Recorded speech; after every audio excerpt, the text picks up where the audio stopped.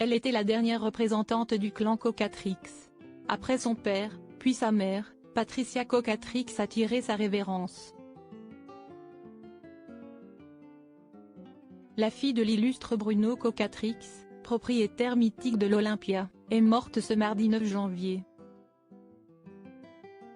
En 2018, au mois de juin, elle était auprès des siens pour enterrer sa mère, Paulette Cocatrix, au crématorium du Père-Lachaise à Paris dans le 20e arrondissement, où fut également inhumé son illustre père.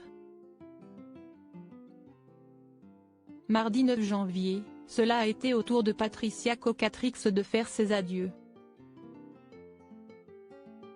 La fille de Bruno Cocatrix est morte à Marrakech, entourée de sa famille et de ses animaux, et une avec elle un morceau de l'histoire du music-hall.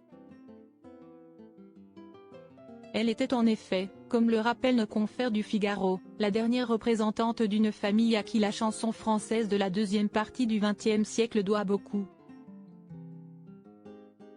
Elle n'était alors qu'une adolescente lorsque son père l'illustre Bruno Cocatrix, concrétise son rêve en achetant l'Olympia.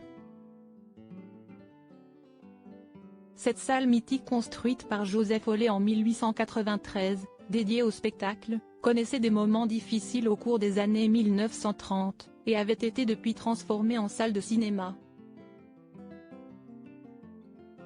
Grâce à Bruno Cocatrix, l'Olympia va finalement renouer avec ses origines.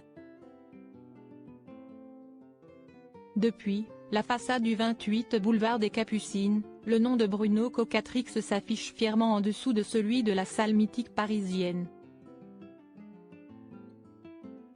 Gilbert Bécaud, Serge Lama, mais aussi par la suite Johnny Hallyday, des stars britanniques et américaines, ils sont nombreux à avoir eu la chance de fouler le sol de l'Olympia. Les Cocatrix tirent leur révérence à l'Olympia dans cette affaire familiale. Le succès est au rendez-vous mais la situation financière est parfois bancale. À plusieurs reprises, ils ont frôlé la faillite et peuvent notamment remercier Edith Piaf qui leur a évité.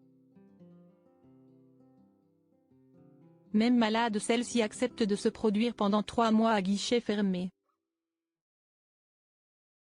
À la mort de Cocatrix père, Siesti son épouse Paulette qui va prendre les choses en main, en trio avec Jean-Michel Boris, leur neveu, et Patricia.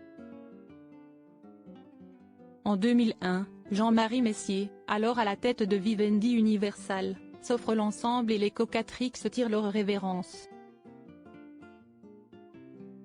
Depuis, ils ont disparu les uns après les autres, Paulette en 2018, Jean-Michel en 2020 et enfin Patricia qui les rejoint.